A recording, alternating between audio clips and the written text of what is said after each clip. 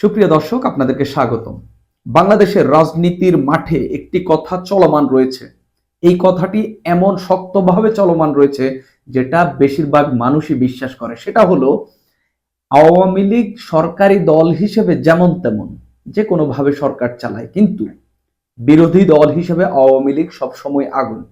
এই যে আওয়ামী লীগ বিরোধী দল হিসেবে আগুন, এটার উদাহরণ যে অনেক অনেক রয়েছে এটা কিন্তু মোটামুটি সবারই জানা। তবু আমি একটা উদাহরণ দিচ্ছি।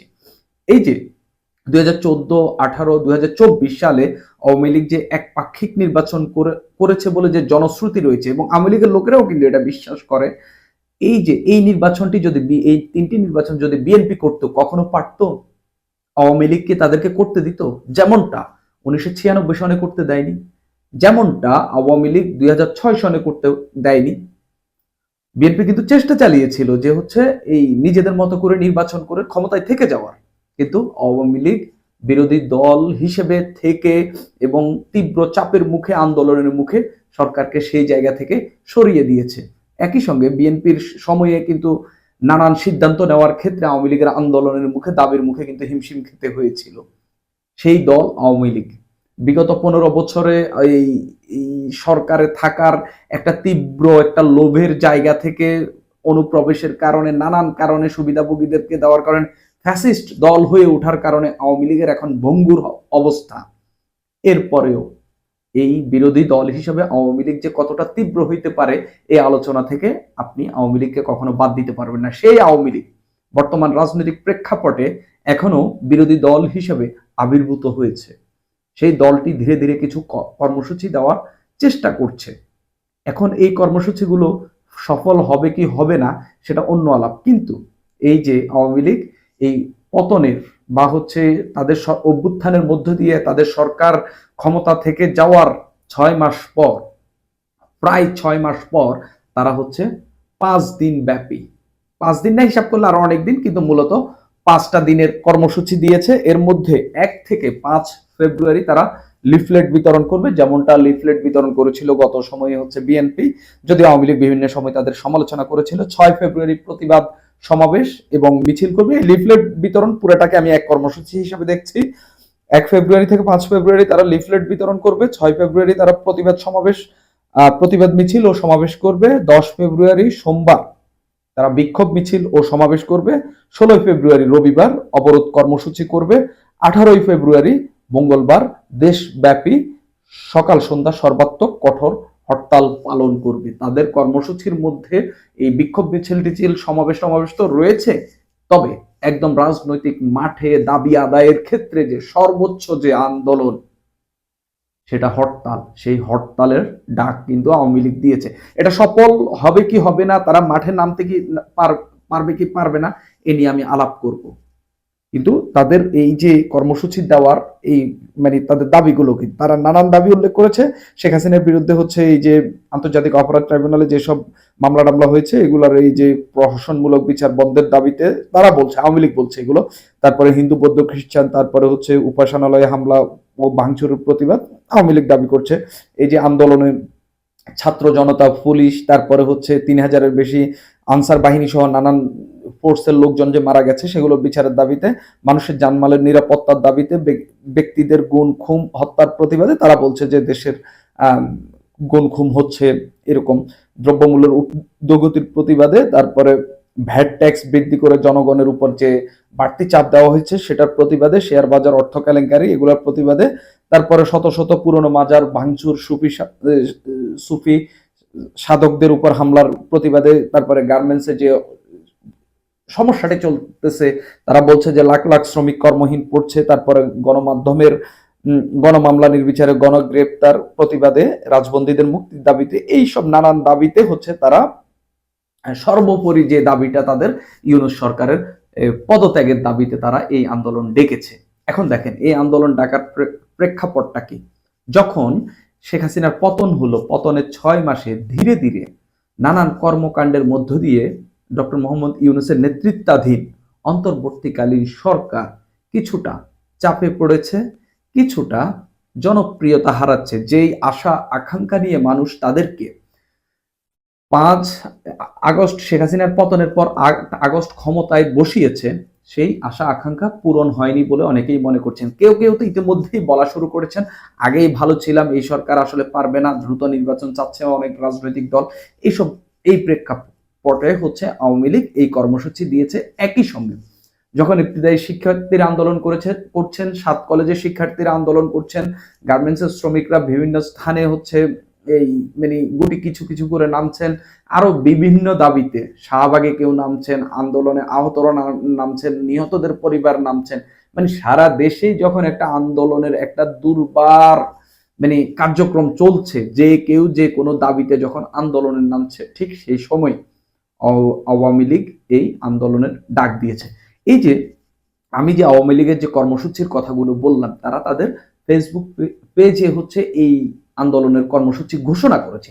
এখানে দুটো কমেন্ট আমার কাছে খুব মানে লেগেছে, মানে মানে চোখে লাগে না কিছু জিনিস, যেহেতু আওয়ামী লীগের পেজ, তাদের পক্ষে বেশিরভাগ হচ্ছে কমেন্টগুলো যাওয়ার কথা, কিন্তু একটা কমেন্ট একজন লিখেছেন যে কোথায় নামবো বইলেন, হ্যাঁ, বা আওয়ামী লীগের নেতাকর্মীরা কোথায় একত্রিত হবে বইলেন। আরেকটি কমেন্ট এরকম যে হচ্ছে তৃণমূলের নেতাকর্মীরা আন্দোলন করে সংগ্রাম করে জীবন দিয়ে দলকে রাজনীতিতে ফিরিয়ে আনবে, কিন্তু সেই দল পরবর্তীতে তৃণমূলের নেতাকর্মীদেরকে অবহেলা করবে। আরো একটি কমেন্ট আরো গুরুত্বপূর্ণ, সেটা হচ্ছে যে হচ্ছে কেন্দ্রীয় নেতারা মাঠে নামলে তারা মাঠে নামবেন, এরকম বক্তব্যগুলো দেখা যাচ্ছে। এখন প্রশ্ন হচ্ছে, দেখেন শেখ হাসিনা সরকারের পতনের পর যখন আওয়ামী লীগ রাজনীতিতে মাঠে একেবারেই নেই, এর মধ্যে গত 10 নভেম্বর একটি সভা ডেকেছিল আওয়ামী লীগ, একেবারে মানে এটাকে কি বলে, মানে একেবারে কেউই যায়নি, এক কথায় বললে কেউই যায়নি, কিছুই হয়নি, হুদাই একটা ফাঁকা একটা বলি ডাক দিয়েছে, যেটা আসলে একেবারে ফ্লপ হয়েছিল। সেটাকে অনেকেই বলেছিলেন আসলে সমুদ্রে জল কতটুকু গভীর বা হচ্ছে সমুদ্রের গভীরতা কতটুকু, আওয়ামী লীগ আসলে সেটা মাপার চেষ্টা করেছে। কিন্তু শেখ হাসিনার পতনের ওই 3 মাস পরেও তখনও যারা হচ্ছে অভ্যুত্থান করেছিল, এই অভ্যুত্থানের শক্তিগুলোর মধ্যে একটা ঐক্য ছিল, এই অভ্যুত্থানের শক্তিগুলো এক জায়গায় ছিল, তারা অন্তত একটি প্রশ্নে এক ছিল, সেটা হচ্ছে আওয়ামী লীগকে রাজনীতিতে থিতু হতে দেবে না। কিন্তু অভ্যুত্থানের ওই যে 3 মাস পর নভেম্বর এলো, এখন আরো 3 মাস পর জানুয়ারি এলো, জানুয়ারি তো শেষ, ফেব্রুয়ারি আসছে, অভ্যুত্থানের টোটাল 6 মাস পর আমার প্রশ্ন যে হচ্ছে যারা অভ্যুত্থান করেছেন, যারা অভ্যুত্থানের বিভিন্ন স্টেক হোল্ডার, তাদের মধ্যে কি সেই ঐক্যটা রয়েছে? একেবারে সোজা একটা অ্যান্সার হচ্ছে সেই ঐক্যটি নেই। বিএনপির সঙ্গে বৈষম্য বিরোধী ছাত্র আন্দোলনের নেতাকর্মীদের একবারে মুখোমুখি বিভেদ যে স্পষ্ট, সেটা কিন্তু সবাই দেখছে। জামাতের সঙ্গে বিএনপির সম্পর্ক খুব একটা সুখকর নয়, একে অন্যের বিরুদ্ধে চাতা বলছে। তারপরে আরো যেসব স্টেক হোল্ডার রয়েছে, সরকারের সঙ্গে বৈষম্য বিরোধী ছাত্র আন্দোলনের এক ধরনের সম্পর্ক কিন্তু ধীরে ধীরে তৈরি হচ্ছে, বিশেষ করে এই ঘোষণাপত্র নিয়ে।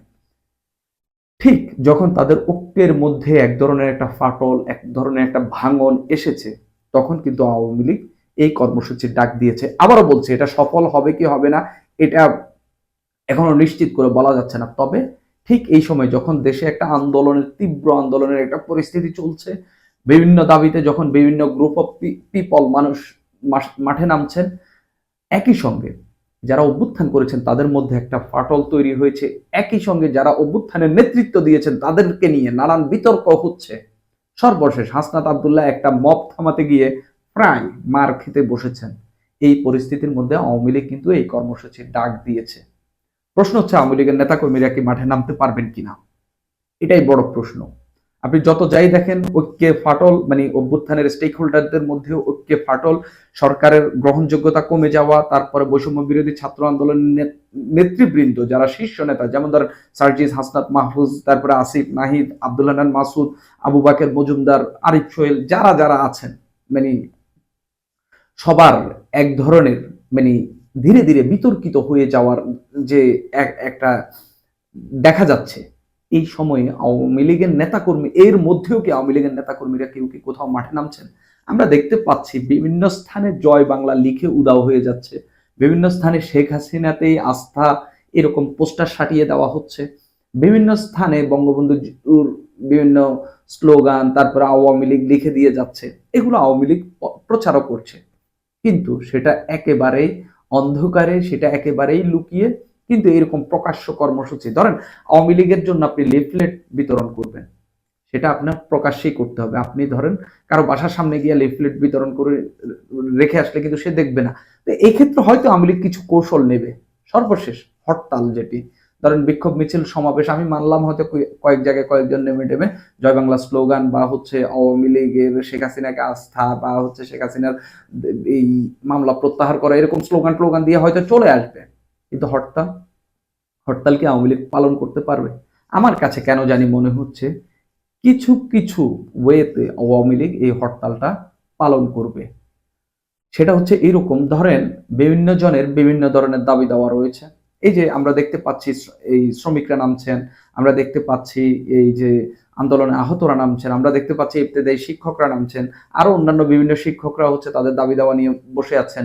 আমরা দেখতে পাচ্ছি হচ্ছে এই যে ৭ কলেজের শিক্ষার্থীরা নামছে। হয়তো এরকম কিছু কিছু গ্রুপ, কিছু কিছু জায়গায়, যে এখনো তো যে ছাত্রলীগ যুবলীগের নেতাকর্মীরা তো রয়েছেন, শ্রমিক নেতারা রয়েছেন, তারা হয়তো কিছু কিছু জায়গায় কিছু কিছু দাবিতে অন্য নামে এই হরতালটা হয়তো বা পালন করতে পারবেন। কিন্তু এখানে যে প্রশ্নটি সবচেয়ে বড় প্রশ্ন থাকছে, সেটা হচ্ছে আওয়ামী লীগের নেতাকর্মীরাও এই কমেন্টটি হচ্ছে তাদের এই যে আওয়ামী লীগের পেজে করছেন, যে হচ্ছে যে শেখ হাসিনা সরকার পতন হলো, বেশ নেতা গ্রেপ্তার হয়েছেন, নেতা গ্রেপ্তার হয়েছেন, কর্মী গ্রেপ্তার হয়েছেন। আওয়ামী লীগের পতন হওয়ার পর সরকার এখন এমন একটা জায়গায় এসেছে, আসলে খুব গুরুতর অভিযোগ না থাকলে আর কোনো আওয়ামী লীগ নেতাকে গ্রেপ্তার করছেন না। মানে ইউনিয়নের, তারপরে হচ্ছে ওয়ার্ডের, তারপরে একদম তৃণমূলের। কিন্তু এই হরতালের পর হয়তো নতুন করে গ্রেপ্তার আতঙ্ক তৈরি হইতে পারে, কারণ সরকার এই আন্দোলনগুলো দমানোর চেষ্টা করতে পারে। তবে যেটাই করুক, আওয়ামী লীগ এখান থেকে লাভবান হবে। পুলিশ যদি আওয়ামী লীগের কোন একটি সমাবেশে মারধর করে, সেটা আওয়ামী লীগ লাভবান, কারণ হচ্ছে পুলিশকে নিয়ে এমনি বিতর্কিত ইবতেদায়ী শিক্ষকদেরকে পেটানো, ৭ কলেজের শিক্ষার্থীদের উপর টিয়ার শেল মারা নিয়ে পুলিশের এক ধরনের নেতিবাচক কথা কিন্তু পুলিশকে নিয়ে হচ্ছে। সেই জায়গায় আওয়ামী লীগ এক ধরনের হয়তো বেনিফিট হবে, এবং নেতাকর্মীরা গ্রেপ্তার হলে হয়তো তারা সেগুলো নিয়ে নতুন করে আবার রাজনীতি করতে পারে। আর একজন গ্রেপ্তার হইলে কিন্তু ১০ জন খেপে যায়, এটা একবারে বাংলাদেশের রাজনীতিতে একদম চিরন্তন। সেই জায়গা থেকে হয়তো আওয়ামী লীগ কিছু কিছু বেনিফিট হয়তো পাবে, কিন্তু কেন্দ্রীয় নেতারা যদি মাঠে না নামে, এই কার্যক্রম, এই কর্মসূচি কখনোই সফল হবে না। বিএনপি লিফলেট বিতরণ করলেও কিন্তু রুহুল কবির রিজভী সামনে ছিলেন, অন্তত একজন জেলা সভাপতি সামনে ছিলেন, অন্তত একজন উপজেলা সভাপতি সামনে ছিলেন। ঠিক এইরকম নেতাদেরকে হচ্ছে নিয়েই আওয়ামী লীগকে কর্মসূচি দিতে হবে। এটাই, এটা না হলে হচ্ছে অন্য নেতাকর্মীরা নামবে না, কারণ বড় নেতাটি যখন গ্রেপ্তারের ভয়টাকে জয় করে মাঠে নামবে, উপেক্ষা করে মাঠে নামবে, তখন কিন্তু তার পেছনে যারা রাজনীতি করেন এবং তাকে যারা অনুসরণ করেন, ঠিক তাকে দেখে উদ্বুদ্ধ হয়ে আওয়ামী লীগের নেতাকর্মীরাও নামবেন। কেন্দ্রীয় নেতা, বড় নেতা, জেলার নেতা, উপজেলার বড় নেতা ছাড়া এই কর্মসূচি সফল হওয়া খুবই কঠিন। আমার কাছে কেন জানি মনে হচ্ছে আবারও আওয়ামী লীগ এবারও সমুদ্রের গভীরতাটা মাপার জন্য এই কর্মসূচি গুলো দিয়েছে। সুপ্রিয় দর্শক, আজ এই পর্যন্ত।